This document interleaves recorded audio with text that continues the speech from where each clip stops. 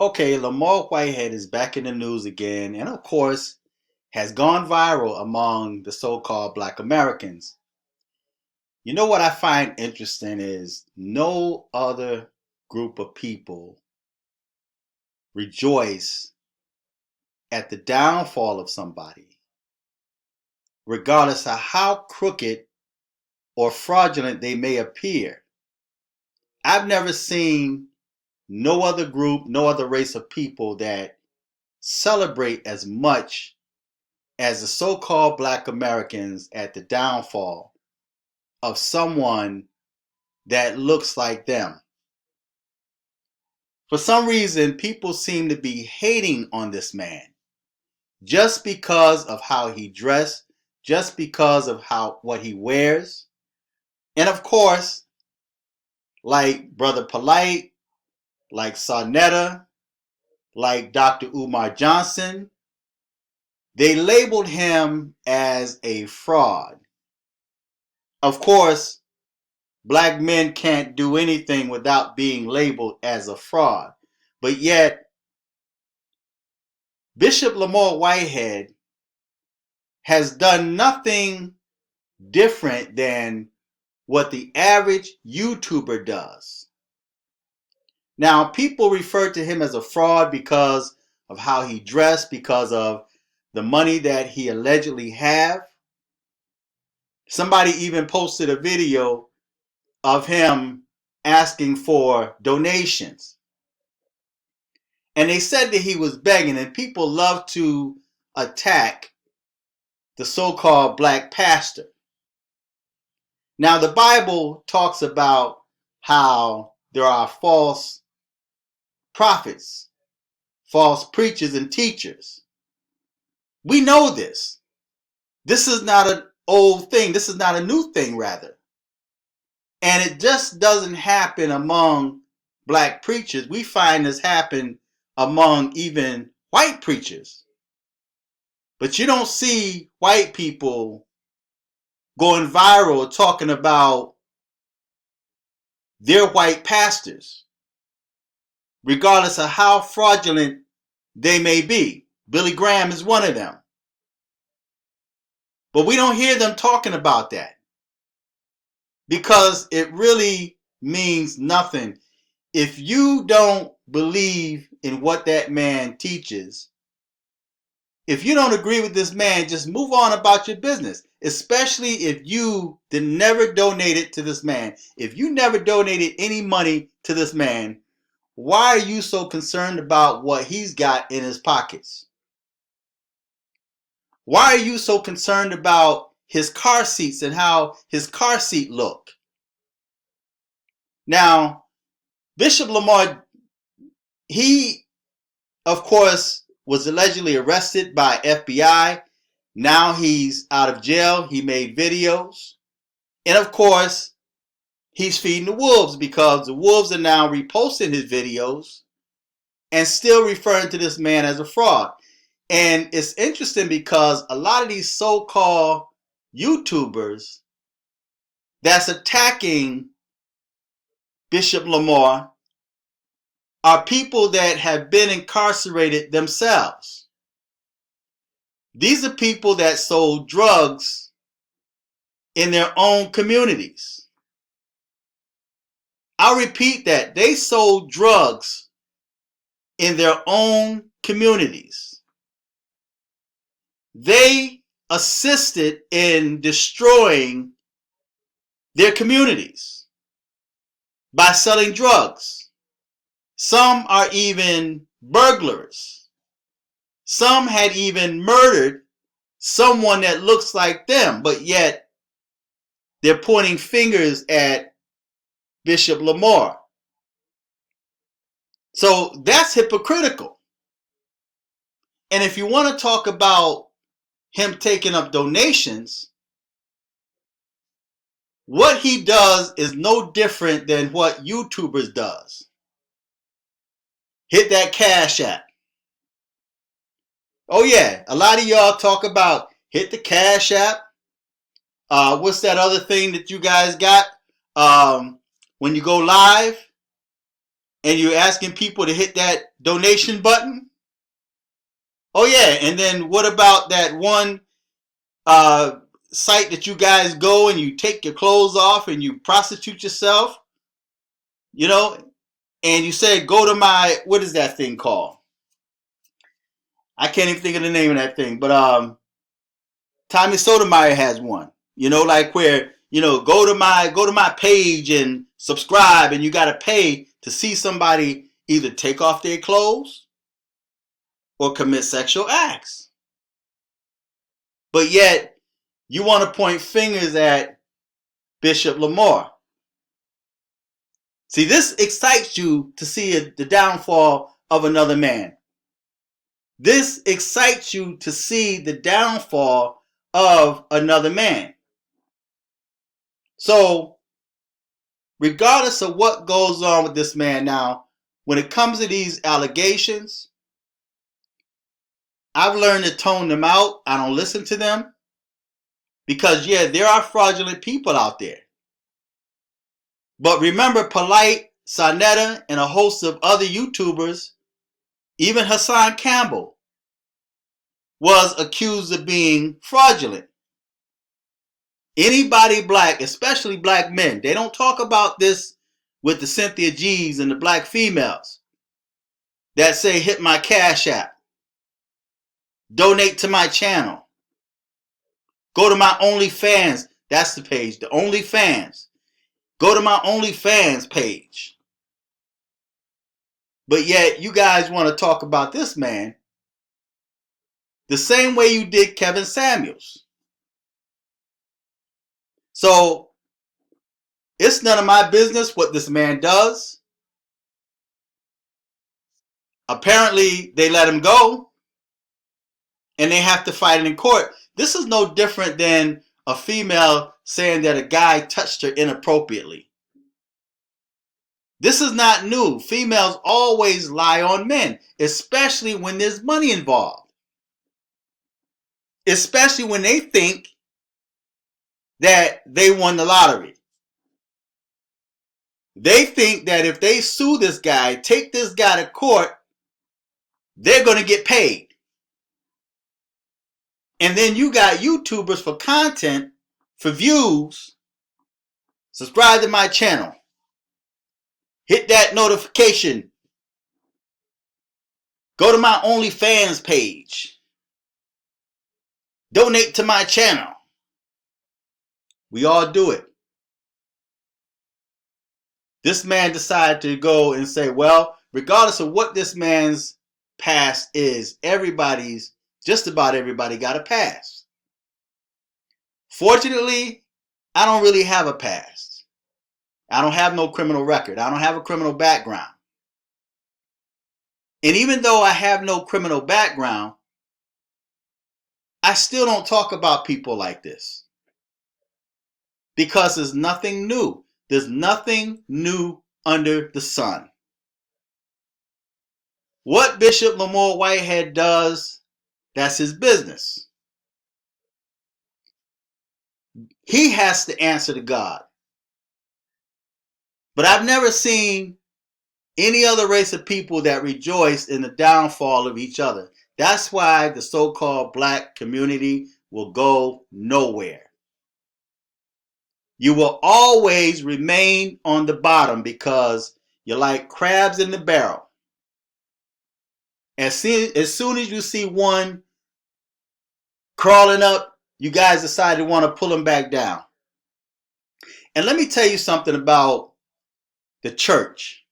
Since a lot of y'all like to talk about preachers and the cars that preachers drive and the houses that they live in and the planes that they drive. Now, there are preachers that get greedy. But the Bible says, and this is not justifying fraudulent people. The Bible says that a workman is worthy of his hire. I remember and I told this story before, when I first got into the ministry, I spoke at this church, a very lucrative church. And whenever I stood up to speak, I never stood up to speak for money. or for an offering. I wasn't used to that. Okay, because I was always used to working and doing for myself, earning my own keep. So I stood up and I did the sermon, and after the church service was over, they took up an offering. And I'm sitting there looking, they took this offering up, and this is the kind of church that whatever they take up for the speaker, they took up a speaker's offering. Whatever they took up, the church didn't take anything for itself. They put it in a big manila envelope and handed it right to the preacher in front of everybody. Of course, they wrote down how much they taken up because they have to document that. You know, they have to keep track of the money that comes in the church. So I recall this church took up a huge offering for me. And when he handed me that manila envelope and he gave me the last words to speak, I stood up and I was closing out the service. Before I closed out, you know, I thanked the people, you know, and yada, yada, yada. And then I turned around and said, I want to donate this to the young people's department. So I took the offering and I gave it back. I donated it back to the young people's department. After church, the preacher walked up to me and he said to me, the pastor of that church told me, don't ever give an offering back. He said, because there are people that feel in their heart that they will be blessed when they give the man of God an offering.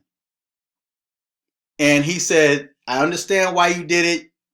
It's a good thing you gave it back to the young people's department. He said, but there's people that's upset now because they gave that money to you. They didn't give it to the young people's department. They gave it to you. He says, so there are people that are offended because you gave that offering back. He said, never give an offering back. He said, because it offends the people. After this preacher finished talking to me, I got ready to walk out the door. This lady walked up to me, went to shake my hand, and she put money in my hand. And she told me, she said, I want you to have this. She said, I didn't put it in the offering because I wanted to make sure that you got it. So there are people that give freely from their heart. So if Bishop Lamor Whitehead, if his parishioners are giving him that money, and there's people that would give up their mortgage, they would give up their retirement pension just because it's given to the church. Not so much as the preacher, but there's people that give a lot of money to the church because I think somewhere within themselves they're trying to make good for something that they've done in their life. That's their way, and it happens with so many people. That's their way of trying to buy their way into paradise. Yes, there are people that give to the church or give to preachers because they think they're in good grace with God. Right? They're trying to buy their way into heaven. But again, there are preachers that get greedy, especially if they're in a church that believes in taking care of their pastor. So not only this pastor is getting a salary, and I know pastors that were getting 200 and some grand, $250, $250,000 a year as a salary. Plus, the church pays for their house, gives them a house, gives them an allowance every month for their home. The deacons will come to their house, shovel their snow, take care of their lawn, do work around their house. That's what the people chose to do. The pastor never asked for that. This one church, that's what they do. They took good care of that preacher because that preacher is not only teaching and preaching on Sunday mornings, but yet when they get sick, that preacher, although that's his job and he's not doing it to get paid, that preacher visits them even on their sick bed. They look to that church to bury them. When they run into hardship, the church is supposed to help them out, especially if they pay their tithe and offering.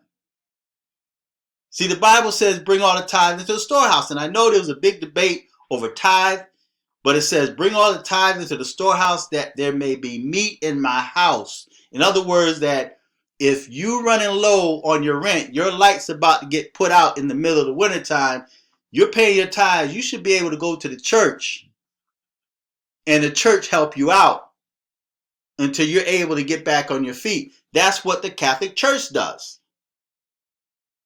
And see, that's why you can go to Catholic Charities and get that free stuff, because people donate to the Catholic Church. That's why the Catholic Church is so big, and they're able to do the things that they do because people, them white folks, donate to the Catholic Church. But you have a lot of black people that benefit, and I don't see any of them black folks talking about these priests messing with little boys and doing other things that they should not be doing. Okay, but when it comes to people like Bishop Lamor Whitehead, oh, you guys want to crucify him, but I don't see any of you talking about Joe Biden or Joe Biden's son and that laptop, and you would turn around and go back to the polls and vote that criminal back into office. See, you guys will vote Joe Biden. You support Joe Biden and Hunter Biden, and you would support Barack Obama, but yet you will crucify somebody like Bishop Lamor Whitehead or any other preacher that look like he's doing good. Now you got drug dealers living right in your neighborhood. Look at the cars they drive. Look at the gold and the jewelry around their neck. Look at the rappers, right? But yet y'all ain't talking about them. Your mind is focused on people like Lamor Whitehead. Preachers can't look like that. But see, another thing too is you got people like Lamor Whitehead. I'm not saying he's defrauding people. I don't know that man's business. It's not my business. But you got pastors, man, that have side businesses. I know pastors that's still on their jobs because the church can't afford to pay them to come off their jobs. I remember a time, man, when preachers, you didn't really see the flashy preachers and whatnot. And then you had people on the outside, of course, talking about, they driving a Pinto and, how can you preach prosperity and the pie in the sky, you driving a Pinto? You have to be an example. So now you got these preachers with these nice cars and boats and planes and all this jewelry, and now you're saying that they're pimps in the pulpit. Make up your mind. Either you want them to drive a Pinto or you want them to look the look. See, I remember Robert Tilton was a white preacher that the media caught him on one of his planes and was trying to interview him, and they was talking about what he had, his boats and his, all of his real estate, and Robert Tilton says he's not a hypocrite because he preached prosperity and he lives prosperity. See, and at one time they did this thing where they were talking about preachers that had all this money, and they were questioning, do they really need all this? And they're men of God, and they're not supposed to have this. Well, a workman is worthy of his hire. And a lot of these preachers got side businesses. If you're a pastor and you get paid $250,000 a year, tax-free money, and you bank that money, you don't have to pay rent or utilities because the church pays that. Plus, the church gives you anniversaries. They give you birthdays. And they give you a lot of money when they do that. Sometimes they buy you cars. They buy you suits. They buy the pastors' wives things. A lot of y'all in the church, you know how that works. They don't ask for that. Sometimes the pastors, they would get up and they would get greedy and spoiled, and they would ask for that stuff. And the members will get that for them. If you choose not to give, you choose not to give. So this pastor got like tax-free money in the bank, so he may buy the things that he like. He may have a business on the side, so he could afford to look that way. It's not that he's ripping off the church, because the deacons or the trustees are the ones that take up that offering. They're the ones that keep the books. If anybody's going to steal from the offering, would be the deacons and the trustees. See? So they take up the offerings. The pastors, in many cases, don't handle the money. Of course, you have churches where the pastors do everything, but for the most part, the pastors don't handle the money. The trustees and the deacons, they handle the money. But the pastor is paid a salary. So if he's out there flossing with these nice suits and cars, that's what his money buys. He can do that. See, he's not ripping nobody off. See, so you got to understand, people, they give Lamor Whitehead, if he stand up and ask these people for money and they give to him, they chose to do that. See? And again, it's no different than people asking money for cash apps and super chats and go to my whatever that page is, that you want people to go to and watch you strip. And you got a lot of male prostitutes out there, man, YouTubers, that's got OnlyFans pages. A dude with an OnlyFans page prostituting themselves online. And then you got the audacity to talk about somebody like Bishop Lamor Whitehead. See, and again, I'm not defending the man, but it's just mind-blowing to me that black people are the only ones that celebrate in the downfall of their own people. So I'm gonna end it right there. Listen, I got a new YouTube channel, and it's called Infinite Fearless. Infinite.fearless. And I'll put the link on the bottom. Go there and subscribe. Until next time, I'm fearless.